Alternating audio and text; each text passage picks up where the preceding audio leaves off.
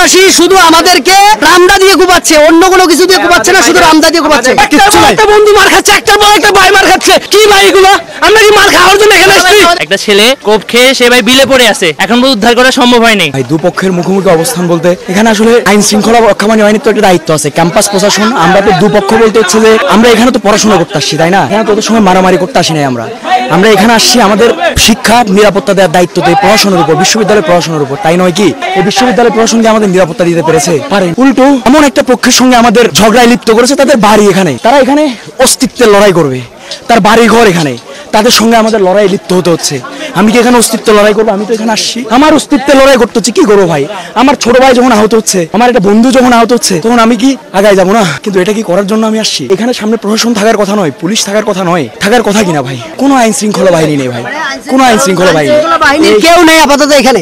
এখানে শুধু হচ্ছে জুবরাবাসী আর হচ্ছে স্টুডেন্টরা মারামারি করতেছে। জুবরাবাসী শুধু আমাদেরকে রামদা দিয়ে কুপাচ্ছে, অন্য কোনো কিছু দিয়ে কুপাচ্ছে না, শুধু রামদা দিয়ে কুপাচ্ছে। মানে ছাদ থেকে ফেলে দিচ্ছে। যারা এখানে এই ম্যাচগুলোতে থাকে সেই স্টুডেন্টদেরকে হচ্ছে জুবরাবাসী ছাদ থেকে ফেলে দিচ্ছে। মানে এখানে আমরা পড়াশোনা করার জন্য আসি নাই মনে হচ্ছে, এখানে আমরা এদের সাথে মারামারি করার জন্য আসছি। হিরন আরো মিনারেল ওয়াটার মাত্র 50 পয়সায় প্রতি লিটার। কালকের অবস্থান মোটামুটি ঠিক হওয়ার পরে সকালে সবকিছু ঠিক ছিল, কিন্তু তারা হচ্ছে যে আমাদের বাইদের যে ম্যাচগুলো ছিল ওইগুলোতে হামলা করে প্রথমে। তারপর আমরা শান্তিপূর্ণভাবে প্রক্টরকে নিয়ে প্রশাসনকে নিয়ে আসছি।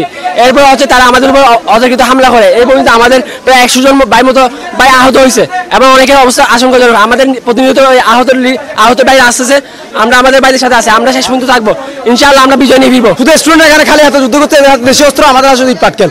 একটা বন্ধু মার খাচ্ছে, একটার পর একটা ভাই মার খাচ্ছে। কি ভাই এগুলো?